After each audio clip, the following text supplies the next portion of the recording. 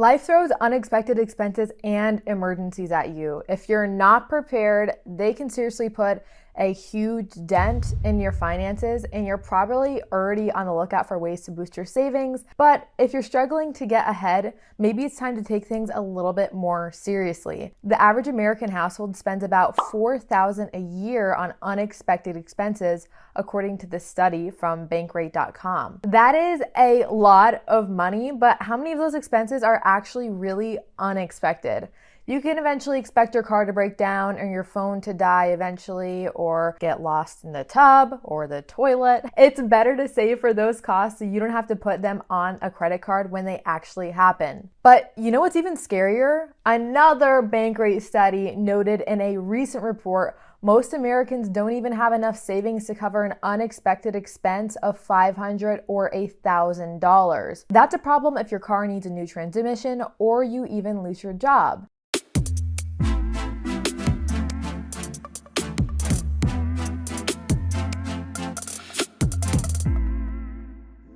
Hey guys, it's Taylor. If you're new here, aka at Priceless Tay, as always, here to share some awesome personal financial insights. Today, we're going to be talking about 8 easy steps to get your emergency fund started. Emergency funds can buy you the time you need to deal with your emergencies while they are still small and manageable. And I'm going to share with you every single thing you need to know about them. Shout out to Invesco QQQ in the game How Not to Suck at Money for partnering with me on this video, but we'll discuss more on that later. All right, so what is an emergency fund? If you already know what an emergency fund is, but you haven't set one up yet, skip to the section where I discuss how to do it step by step using the timestamps below. But if you're a complete straight up beginner, stick along with me here. An emergency fund is the amount of money you set aside for unexpected expenses like a car repair, medical bill, or job loss. It's also known as a rainy day fund and can protect you from taking on high interest debt for things you didn't actually plan for. Emergency funds are super important. Why? Emergencies can range from needing a new air conditioner in the summertime to getting laid off from your job, or even scarier, getting into an unexpected accident. If you want to decrease your chance of having an emergency, bang the like button. No, but really, it does help out the channel and spread the good on being financially literate, what I call FinLit. Anyway, having a little bit of money set aside can help soften the blow of those emergencies and keep them from sending your finances into a tailspin. Now, here are the 8 easy steps to get your emergency fund started. Step number 1, we're gonna play the game How Not to Suck at Money by Invesco QQQ. They've come out with a super easy way to avoid letting small money problems blow up in your face down the road. Play the totally free official financial education game of the NCAA. It literally goes over life lessons you will actually need, not some bogus stuff like the Pythagorean theorem. The game goes over choosing a bank, budgeting, credit cards, student loans, getting a car, moving out, starting a new job, starting to invest, your investment strategy, and so much more. Plus, you can actually play it on your phone. It's mobile optimized, or you can just play on your laptop. Your progress will be saved so you can play it at your own pace.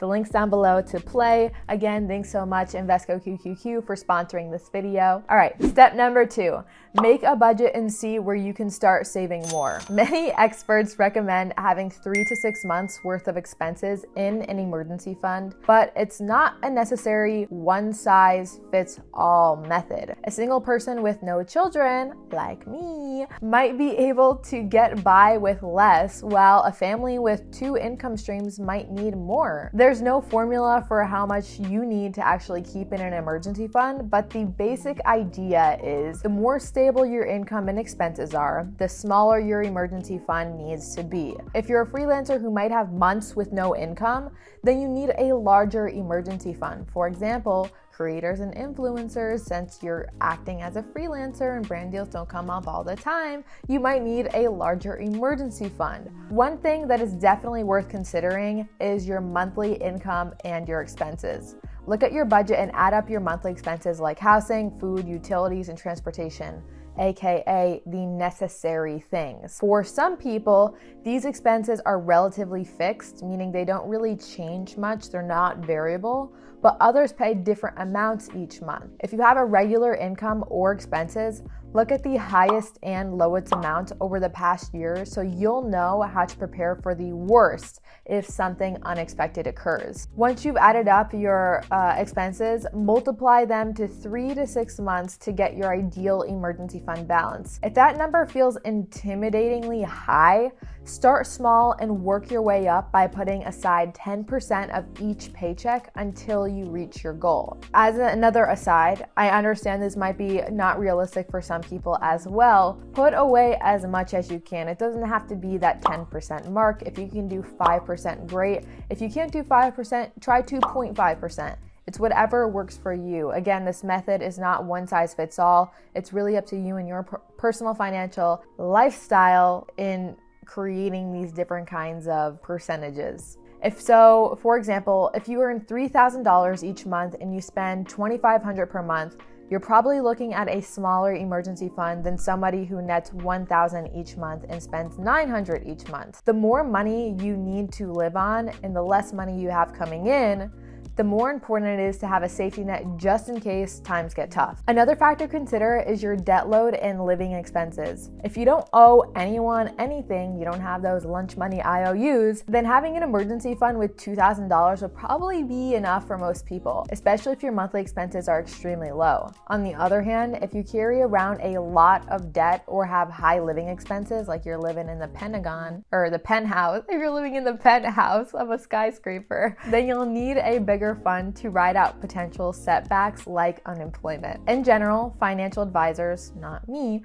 recommend keeping a few months worth of living expenses in an emergency fund. But if you have a stable job and predictable monthly expenses, 3 to 6 months worth of savings may be enough. If you have a lot of irregular expenses such as annual insurance premiums, then having a larger emergency fund actually may be necessary. Now on to step number 3, determine your emergency fund goal. Finding out how much you should save in an emergency fund is a little like asking someone how much weight they should lose. You can get plenty of answers, but they'll be based on individual differences and there's no definitive answer. Therefore, there are a general rules of thumb, however, that may help you decide on how much you want to keep in your fund. You can also put it in CDs or other investments, but if you do, make sure you can easily cash them out within 5 days, because if it's a true total emergency, realistically, you need that money ASAP.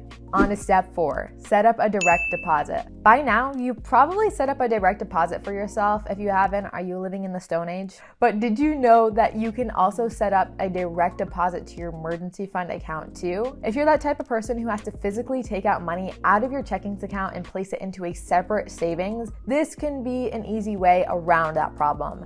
If you don't have automatic transfers, it's time to get started. You can easily split your paycheck between multiple accounts using direct deposit. Just contact your payroll department or employer and give them the routing and account number of your emergency fund account. By having a portion of your paycheck automatically deposited into this other account, you'll never see that money in the first place, allowing you to build up an emergency fund before you even realize it.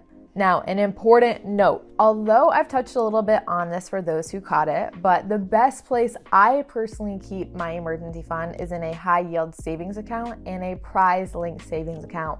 One that's ideally FDIC insured and earning a decent interest. You probably want it to be, again, separate from your checking account so it's not as easy to access. And for those who are wondering, what are high yield savings accounts? Well, they're separate from your checking account and the interest rates are typically higher than checking accounts.